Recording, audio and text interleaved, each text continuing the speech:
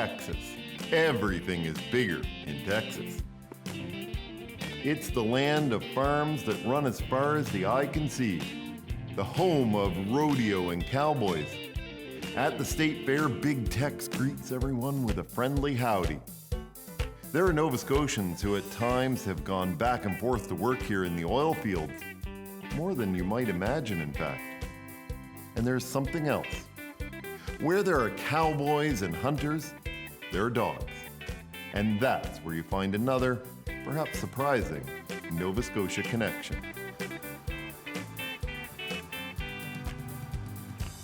I was trying to get a scent hurdle team or a relay race team together when I was up at UC Davis in Central California. And I saw an 8mm movie of tollers in Regina, Saskatchewan doing relay races. Wow. And I said, those are cool dogs. And anyhow, I went up to the Okanagan Circuit in central British Columbia in the Okanagan Valley and made it a point to see a couple of different breeders and stuff. And that's how I ended up with tollers. These are animals that I'm fairly certain you're not going to find in Nova Scotia, but you will find them here in Texas, a little north of Sulphur Springs, 2 hours outside of Dallas. What you will also find on this ranch that might be surprising are Nova Scotia duck tolling retrievers. You have some involvement with the U.S. Nova Scotia Duck Tolling Association. Yes. I am the last founding member of the Nova Scotia Retriever Club USA. And past president, I was on the board for years. We got it started. I helped write the Constitution and bylaws and all the different documents. I was the instrumental in getting it together and so forth, yes. Well, one of the things that we wanted, that was always on our agenda, was to have the toller to become AKC. And for that, you need a parent club.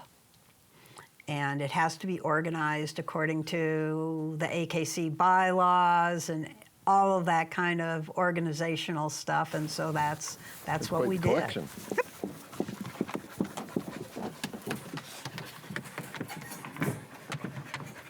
Well, the male, Chakotay, is her son, and this one here is a daughter of Turquoise, and then that's a different line. Different line. Yes, she's a double VOD granddaughter. Oh, okay.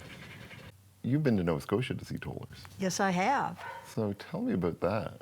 Because, I mean, Nova Scotia is not close to Texas. Yes, in 1989, me and my previous husband went to Nova Scotia, and we spent over a week there. We flew out there and rented a car, and we drove all around Nova Scotia and made it a point, along with looking at everything else, to meet with the different toller breeders. And it was really fun, and they were just so nice. And he visited with John and Mary Sproul, and Jim Jeffrey was in Ottawa at the time, so I never did get to meet him. Anyhow, we met with Doug, and I really liked his boy, Toby, Solitaire of Jeffrey Colwell, and we shipped her all the way to Nova Scotia to be bred. And that's where Ian was born. Not born, he was conceived. Yeah, he was conceived. And we then continued down, going through all these little towns and so forth. I think they still called it Trans-Canada 1, yep. But it was not that. It was just a 2-lane road back then. And we would Some of it's still a 2-lane road in Nova Scotia. So. Really? Oh, yeah. Oh, yeah. that's Especially cool. down as you get towards where the toller breeders are. And you go through these little towns as you get further south, and there were tollers sitting on porches. They were just local dogs. And when I talked to some of the people about it, they kind of went, well, you know. But you think think about a lot of the Toller breeders back then particularly, and who they were placing their dogs with, is that they were sustenance farmers, hunters, fishermen, and they didn't care about registration or anything. And so they were just, it was so neat to just see them just hanging out on porches. And we got to meet Avery and Erna Nickerson, and they were really, really nice. At first, Avery really didn't want to meet with us. Here we come from, the United States all the way back west. And his big concern, and really I see that concern as well, is that if you have breeders just breeding for show dogs, they're not really the working tollers that they're supposed to be, and they become something else.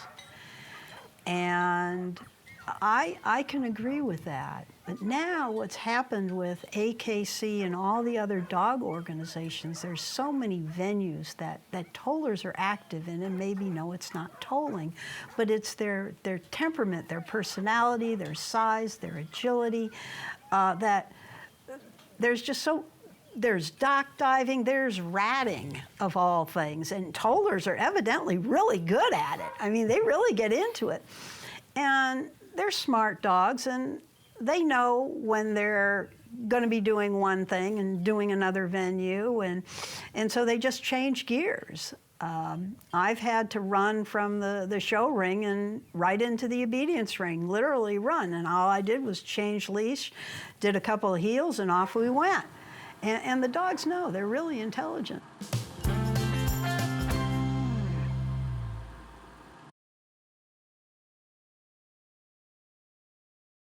Okay, turquoise, here, that's a dog. Good girl. She's always a good dog. Yes, she is. Come on, Turquoise. She says, can't run so fast. Can't run fast anymore. So, and this was Dawn's dog? This is Dawn's service dog, Sophie. It was a very slow walk with death, and she was his constant companion, and then when he couldn't really move very much and just was in the in his recliner, she just laid by him the entire time.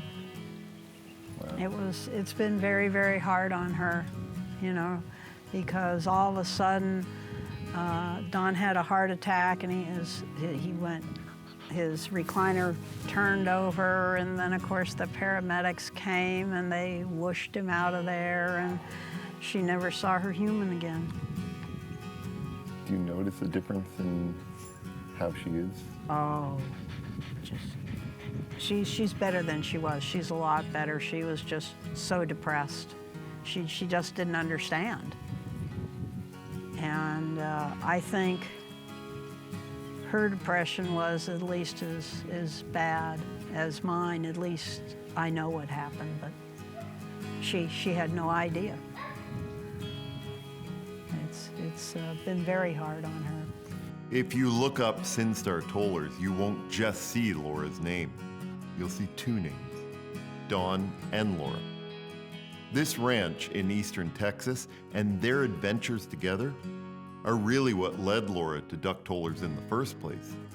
For a time, Laura has stepped back from active involvement in the toller community, but it's Dawn's memory that remains a guiding light, and making his dream, their dream, for a toller paradise a reality. Really, this whole place reminds me of Don. This place is just as much, my dream as his. Mark. Don. Yeah, so do you ever hear from people who got dogs from you? Oh, yeah. How their dogs are doing? Oh, yeah, all the time. How does that make you feel? Oh, it's great. It's great. And it doesn't matter whether they're doing competition or they're just being great house dogs. Okay, kennel up. With Don passing away a couple of years ago, and then previously he was so sick, he was a victim of Agent Orange from Vietnam. And I had to set all that aside. And so a lot of things with the dogs have not been done. And that's why I'm really excited about doing this and so honored that that you're doing this, because I'm really hoping. I drove out to the ponds that Don and me had designed, and the funny thing is Don said, "I want a pond named after me."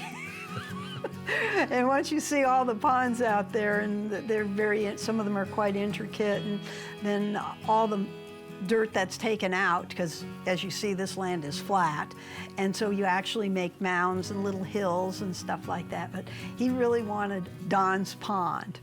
How much land do you have? 63. That's The whole. That's a lot of land. And this is actually the back 40 is 40 acres. That's pretty cool. Is that neat? Yeah, that's very cool. Here, good. They're not supposed to shake until they are released. Drop. And I move away, huh? Huh? And this is something that you want to like get back to getting them better, because I mean they've lost some of their training over Oh the years, yeah, over the course of 2 to 3 years. just from not yeah. doing it all the time, right? Right. Oh, exactly. They forget. And at first I didn't think it wasn't that it was that long or not long of a time. I didn't think that they would really lose us that much, but they've lost a lot. And so we'll just start wherever they are, and we'll just slowly build up. And What a guy. What a guy. Turquoise. Hey, hey, hey. Do you miss it? oh yeah, I do. And I think it's also something that Don would want me to continue. I don't think he'd want me to be just having them, to live out their life here and enjoy it, which they would. They just love going out there and running around and having a bumper tossed in the water and so forth. But he was very, very supportive of all the dog events, and he really enjoyed the field work. And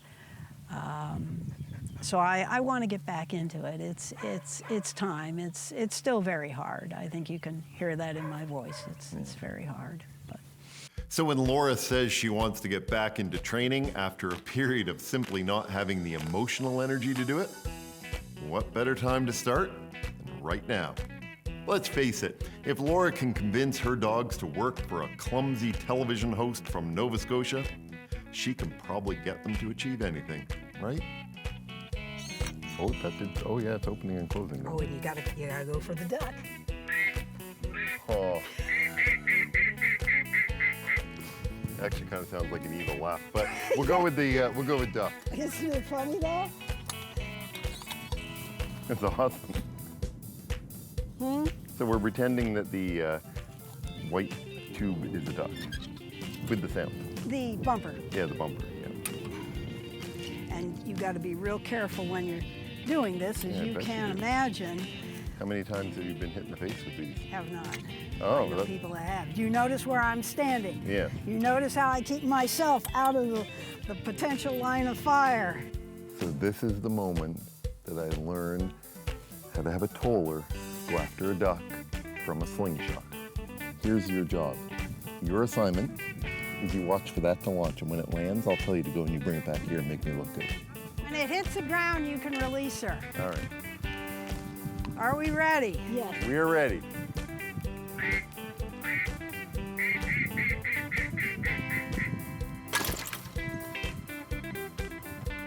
Okay, go.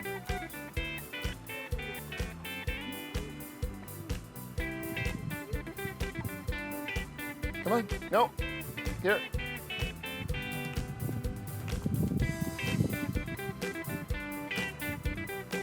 Feel.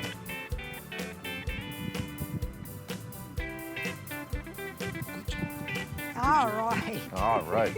You also, I noticed, you have some sheep, but you also got some pretty traditional Texas cattle there, the longhorn Yep, the cattle. longhorns. Yep, those were Don's dream. Yeah? And yes, when we ended up moving here, he said, I want some longhorns. And I'm like, okay. So, Snowflake, Jam, how do you feel about the tollers that live here on the ranch? Oh, that good, eh?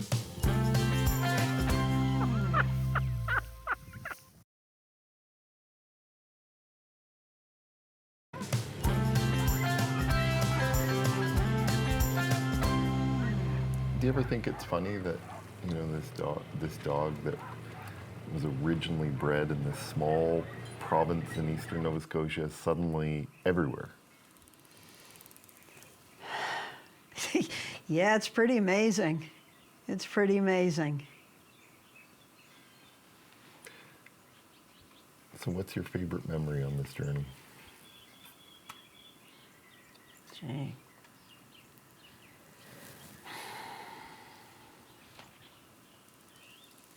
I don't know what would be a favorite memory. Like I said, I think it's going to all the different, not so much in the competition sense, but meeting all the people, visiting Nova Scotia and spending the time that I did, and seeing the local tollers and going, wow, they're just on people's porches. That to me is just truly amazing. What's your hope for the breed?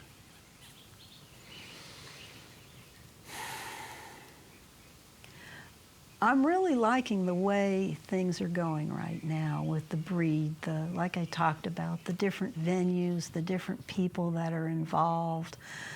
And I'll also say that all the breeders are still very concerned about the health aspects. We have so many genetic tests, and people are really doing them and breeding conscientiously, and making sure that none of our animals have these health issues, and there are quite a few. And how supportive the National Club has been also to get all these tests done. And there's nothing saying that you have to test, but everybody does. And it's funny when you're looking for mates and tollers, along with going to the toller database and looking around, the first thing you do when you talk to somebody is saying, okay, we have to juggle the genetics so that we don't end up with dogs that have genetic problems. And everybody is like that. And to me, that's just really says something about the people that are in tollers, is that they're concerned about the health. But you can have a healthy dog and it not be a toller. And you can have a dog that looks like a toller but doesn't act like one. But I'm going to say, for the most part, it's the people that are truly dedicated to producing sound, typey tollers with the toller scream and temperament. And you know, there are some dogs that are a little calmer. There are some that are a lot more wilder. But you're going to have that kind of variation. I would think that if Avery looked at all the things that the tollers are doing now, and that they haven't just become a woofy, fluffy, fluffy breed, I think he would be happy to know that. What's your favorite memory of that time? Probably the get-togethers we used to have, the annual meetings. They were a lot of fun. People would drive from all over, and just meeting people you hadn't met, and that was back in the days before email, and so you were actually writing letters. And then we, of course, started having email, and even then it was crude at best with dial-up. No, it's really the people and the dogs, and getting together and seeing people you hadn't seen all year. And it's grown now, which is part of the movement. You know, it's more and more tollers, so more and more people, so less people making the effort to go all the way across country or so forth. So it's become quite regional, and then we started having the regional events. That's always been a lot of fun. One of my very favorite events is up in the kind of the Midwest Wisconsin area. And wherever we lived, we used to always go up there and visit with Patty and Paul, who were good friends, the Baran Sagewoods Kennel.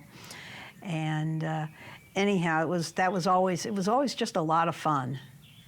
One of the things I find fascinating is there are a lot of tollers in Texas, or it seems like more than I would expect. Why are they such a popular breed here, do you think? Honestly, I don't know. But there are a lot of tollers now in Texas, yes. And there weren't as many when we first moved here. What makes you happiest about tollers? Their happiness. They are always, for the most part, a happy dog. And no matter where your head is at, they're happy to see you. Come here, baby. Where's a good girl? Drop. Okay. What This a is girl. like quite the legacy you have out here. Yeah, it is. And like I said, I took that hiatus, and now it's time, I think, to, get back and, start working again. And Your dogs need you. yeah, they do. It's not fair to them to be hanging around the house all day or in kennels. In so many ways, Dawn has never left Laura's side. Dawn's memory lives on in the ranch near Sulphur Springs, as well as in the Toller Rescue. That international Toller Rescue has a close connection to an international event that happens in rural Nova Scotia, an event drawing Toller owners from around the world, and one I'm planning to visit myself. Now you're doing rescue stuff. Don actually was the one who got us into Toller Rescue. He became the rescue chairman for our Toller Club, for our USA Toller Club, and that's how we got into rescue. It was something that he felt strongly about, and his service dog, Sophie, is a rescue toller. Even if you just come out here to enjoy it, it's just nice. It's quiet. There's nobody around.